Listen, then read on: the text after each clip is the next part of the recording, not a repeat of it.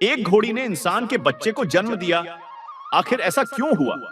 अगर आप इस रहस्य को जानना चाहते हैं तो इस कहानी को पूरा जरूर देखिएगा। तो चलिए कहानी को शुरू करते हैं। गांव के बाहर घने जंगल के किनारे एक तबेला था, लेकिन उस रात वहां कुछ अजीब हो रहा था। आसमान में घने बादल थे, ठंडी हवा चल रही थी और तबेले के अंदर हलचल मची हुई थी। घोड़ी चंदनी जमीन पर पड़ी तड़प रही थी। उसकी सांसें तेज हो रही थीं और उसकी आंखों में अजीब सी बेचैनी थी। रामू काका ने पहले भी कई घोड़ों को जन्म देते देखा था, लेकिन आज माहौल अलग था। हवा में एक अजीब सी घबराहट थी, जैसे कुछ असामान्य होने वाला हो। अचानक बिजली चमकी, पूरा तबेला सफेद रोशनी में नहा गया और ठीक उसी क्षण चंदनी ने जोर से हिनहिनाया। अगले ही पल जो हुआ उसे देखकर रामू काका की आंखें फटी की फटी रह गईं। चंदनी ने किसी बछड़े को जन्म नहीं दिया था, बल्कि एक इंसानी बच्चा उसके सामने पड़ा था। अब आगे क्या होगा? यह रहस्यमयी बच्चा कौन है? जानने के लिए इस कहानी को पूरा जरूर देखिएगा। गांव के बाहर घने जंगल के किनारे एक बड़ा तबेला था, जहां रामू काका अपने घोड़ों की देखभाल करते थे। वे वर्षों से इस काम में थे और हर घोड़े की आदतों और व्यवहार को अच्छी तरह समझते थे। लेकिन पिछले कुछ महीनों से उनकी सबसे प्रिय घोड़ी चंदनी अजीब हरकतें कर रही थी। वह ज्यादा समय अकेले बिताती, कभी जंगल की ओर टकटकी लगाए देखती, तो कभी चांद की रोशनी में घास पर धीरे धीरे घूमती रहती। रामू काका को चिंता होने लगी। उन्हें यह देखकर और भी आश्चर्य हुआ कि चंदनी गर्भवती लग रही थी, लेकिन यह असंभव था। तबेले में कोई भी नर घोड़ा उससे मेल नहीं खाता था और उन्होंने उसे कभी बाहर भी नहीं जाने दिया था। फिर यह कैसे हुआ? वह रात कुछ अजीब थी। आसमान में घने बादल थे, लेकिन बीच बीच में चंद्रमा की हल्की रोशनी धरती पर पड़ रही थी। हवा में एक अजीब सी ठंडक थी। आधी रात होते होते चंदनी बेचैन हो उठी। उसने जमीन खोदनी शुरू कर दी और जोर जोर से हिनहिनाने लगी।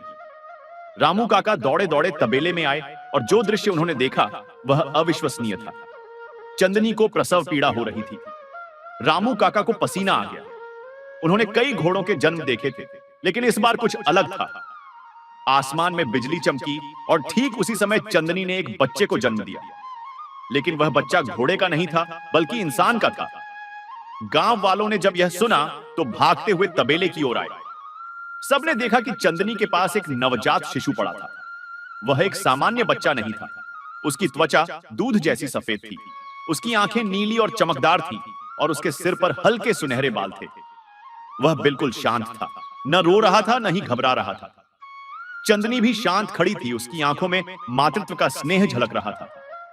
गांव में हलचल मच गई। कुछ लोग इसे देवी का चमत्कार मान रहे थे, तो कुछ इसे अपशकुन कह रहे थे। गांव के कुछ बुजुर्गों ने कहा कि यह कोई सामान्य घटना नहीं है, यह या तो देवताओं का आशीर्वाद है या फिर किसी पुरानी भविष्यवाणी का संकेत। रामू काका को यह बच्चा अपनी ही संतान जैसा लगने लगा। उन्होंने उसका नाम अश्वपुत्र रखा। जैसे जैसे बच्चा बड़ा हुआ, उसकी विशेषताएं और भी रहस्यमयी होती गई। वह अन्य बच्चों की तुलना में बहुत तेज दौड़ सकता था, घोड़ों के बीच बिना किसी डर के खेलता था और ऐसा लगता था कि वह उनकी भाषा समझ सकता है। जब भी वह किसी घोड़े के पास जाता, घोड़ा स्वतः ही शांत हो जाता। गांव के लोग इस बात से और भी चकित हो गए जब उन्होंने देखा कि वह बच्चा कभी बीमार नहीं पड़ता था, न ही उसे चोट लगती थी। अगर वह गिर भी जाता तो जमीन पर ऐसे उतरता जैसे हवा उसे थाम रही हो। बच्चा जब 5 साल का हुआ तो गांव में एक अजनबी आया। वह पूरी तरह काले वस्त्रों में था।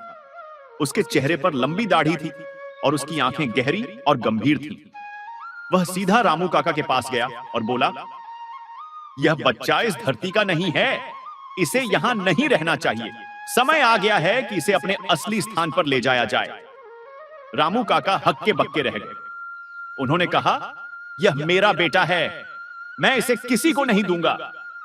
अजनबी मुस्कुराया, मानो उसे पहले से ही पता था कि यह जवाब मिलेगा। फिर उसने अपनी जेब से एक चमकीला पत्थर निकाला, जिसे देखते ही अश्वपुत्र उसकी ओर खींचता चला गया। बच्चे की आंखें अजीब तरह से चमकने लगी और पहली बार उसके चेहरे पर एक अपरिभाषित भाव आया, जैसे उसे कुछ याद आ रहा हो। अजनबी आगे बढ़ा और बोला, यह तुम्हारा नहीं बल्कि देवताओं का पुत्र है, इसे हमारी दुनिया में लौटना होगा। उस रात पूरा गांव इकट्ठा हो गया। रामू काका की आंखों में आंसू थे, लेकिन उनके पास कोई विकल्प नहीं था। अश्वपुत्र धीरे धीरे अजनबी के पास गया और बिना कोई विरोध किए उसके साथ चल दिया।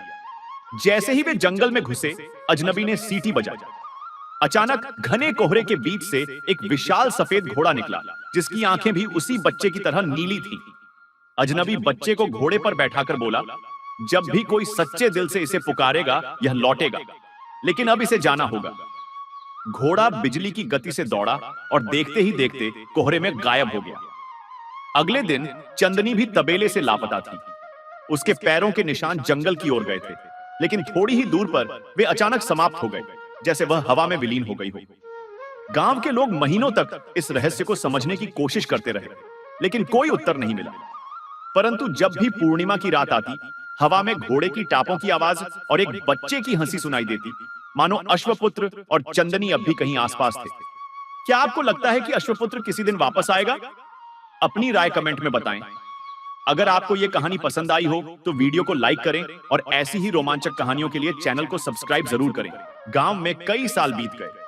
अश्वपुत्र और चंदनी के जाने के बाद लोग धीरे धीरे इस घटना को भूलने लगे, लेकिन कुछ बुजुर्गों और रामू काका के दिल में अब भी एक उम्मीद थी। क्या वह बच्चा कभी लौटेगा? वो जरूर आएगा, रामू काका अक्सर खुद से कहते। हर पूर्णिमा की रात वे तबेले के पास जाकर चुपचाप आसमान की ओर देखते, मानो किसी इशारे की प्रतीक्षा कर रहे हों। एक दिन गांव के पास के जंगल में कुछ अजीब घटनाएं होने लगी। लोग कहते थे कि रात में घोड़ों की टापों की आवाज सुनाई देती, लेकिन जब कोई देखने जाता तो वहां कुछ भी नहीं होता। कई लोगों ने सफेद घोड़े की एक झलक देखी, लेकिन जैसे ही वे पास जाते वह गायब हो जाता। फिर गांव के एक बच्चे मोहन ने दावा किया कि उसने जंगल में एक अजनबी लड़के को देखा, नीली आंखों वाला, जो बिना जमीन को छुए तेजी से दौड़ रहा था। यह सुनते ही रामू काका का दिल तेजी से धड़कने लगा। क्या अश्वपुत्र वापस आ गया है? उन्होंने सोचा।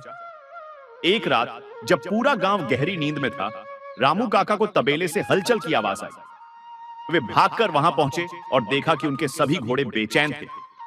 लेकिन सबसे अजीब बात यह थी कि तबेले के बीचों बीच एक नीली रोशनी का गोला मंडरा रहा था। जैसे ही उन्होंने आगे बढ़कर उसे छूने की कोशिश की, रोशनी धीरे धीरे फीकी पड़ने लगी और वहां एक लड़का खड़ा था। वह कोई और नहीं बल्कि अश्वपुत्र था। लेकिन यह वही 5 साल का बच्चा नहीं था जो वर्षों पहले गया था। अब वह एक युवा किशोर था। उसकी आंखों में गहरा रहस्य छिपा था और उसके चेहरे पर हल्की मुस्कान थी। रामू काका अवाक रह गए। बेटा, तुम सच में वापस आ गए? अश्वपुत्र ने सिर हिलाया और मुस्कुराते हुए कहा, मुझे एक वादा निभाने आया हूं। गांव के लोग धीरे धीरे तबेले की ओर इकट्ठा होने लगे। हर कोई उसे देखकर चौंक गया। लेकिन इससे पहले कि कोई कुछ पूछ पाता, जंगल की ओर से जोरदार गर्जने की आवाज आई। अचानक चारों ओर काले बादल घिरने लगे और हवा में किसी अदृश्य शक्ति का कंपन महसूस होने लगा। तभी अश्वपुत्र ने कहा, मैं अकेला नहीं आया, एक ताकत मेरे पीछे चली आ रही है। अब वक्त आ गया है कि मैं अपने असली उद्देश्य को पूरा करूं। अचानक जंगल से एक काली छाया निकली।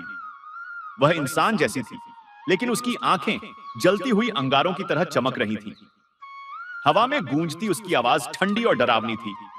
बहुत समय हो गया अश्वपुत्र, अब तुम्हें अपने भाग्य का सामना करना होगा। गांव के लोग डर से कांपने लगे। रामू काका घबराकर बोले, यह कौन है और तुम इससे कैसे जुड़े हो बेटे? अश्वपुत्र ने धीरे से कहा, यह अंधकार की शक्ति है जिसे रोकने के लिए ही मेरा जन्म हुआ था। क्या अश्वपुत्र अपने भाग्य को पूरा कर पाएगा? क्या गांव इस अंधकार से बच पाएगा? अगर आप भी जानना चाहते हैं कि आगे क्या होगा तो वीडियो को लाइक करें और चैनल को सब्सक्राइब जरूर करें। अश्वपुत्र, जो घोड़ी चंदनी से जन्मा था, वर्षों बाद रहस्यमय शक्तियों के साथ गांव लौटा। लेकिन उसके साथ अंधकार की एक भयंकर शक्ति भी आई जो उसे चुनौती देने के लिए तैयार थी। गांव के लोग भयभीत थे और रामू काका इस रहस्य को समझने की कोशिश कर रहे थे। गांव के बाहर जंगल में काले बादल घने होते जा रहे थे। ठंडी हवाएं गांव के दरवाजों को जोर जोर से हिला रही थी। बीच में खड़ी वह भयानक छाया धीरे धीरे आकार ले रही थी। उसकी आंखें जलते अंगारों की तरह चमक रही थीं और उसके चारों ओर एक अजीब सा धुआं मंडरा रहा था। अश्वपुत्र, तुमने बहुत समय लिया लौटने में, छाया की भयानक आवाज गूंजी। अश्वपुत्र एकदम शांत खड़ा था, लेकिन उसकी नीली आंखों में बिजली सी चमक थी। मैं जानता हूं कि तुम कौन हो, उसने धीरे से कहा। तुम वही हो जिसने हजारों साल पहले इस दुनिया पर अंधकार फैलाने की कोशिश की थी, लेकिन मैं तुम्हें रोकने के लिए आया हूं। गांव के लोग हैरान थे। वे अश्वपुत्र की बातों को समझने की कोशिश कर रहे थे। ये क्या हो रहा है बेटा? रामू काका ने चिंता से पूछा। अश्वपुत्र ने गहरी सांस ली और बोला, मैं सिर्फ एक सामान्य इंसान नहीं हूं, मैं देवताओं द्वारा भेजा गया हूं। मेरा जन्म एक साधारण घोड़ी से नहीं हुआ था, बल्कि मुझे धरती पर एक उद्देश्य के लिए भेजा गया था, इस अंधकार को रोकने के लिए। गांव के लोगों में फुसफुसाहट शुरू हो गई। अचानक काली छाया जोर से हंसी और बोली, तुम मुझे रोकने के लिए आए हो? देखता हूं तुम्हारी शक्ति कितनी बड़ी है। अगले ही पल जमीन कांप उठी। जंगल से कई काले धुंध जैसे जीव निकले, जिनकी आंखें चमक रही थीं। वे गांव की ओर बढ़ने लगे। गांव के लोग डर से चिल्लाने लगे। लेकिन तभी अश्वपुत्र ने अपनी हथेलियां खोली और अचानक उसकी पूरी देह से नीली रोशनी निकलने लगी।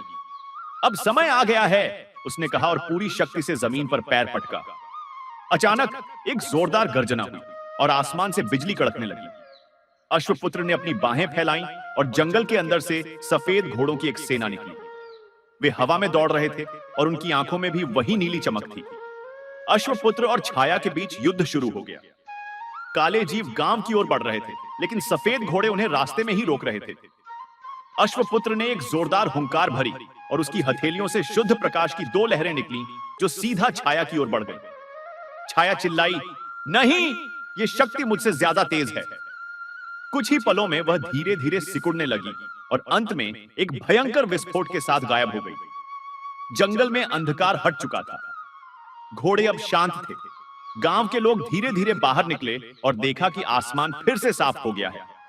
रामू काका अश्वपुत्र के पास गए और बोले, तूने हमें बचा लिया बेटा। अश्वपुत्र मुस्कुराया और बोला, मेरा काम पूरा हुआ, लेकिन मुझे अब जाना होगा। गांव के लोग हैरान रह गए। कहां जाओगे? रामू काका ने पूछा। अश्वपुत्र ने आसमान की ओर देखा और कहा, जहां से आया हूं वहीं वापस।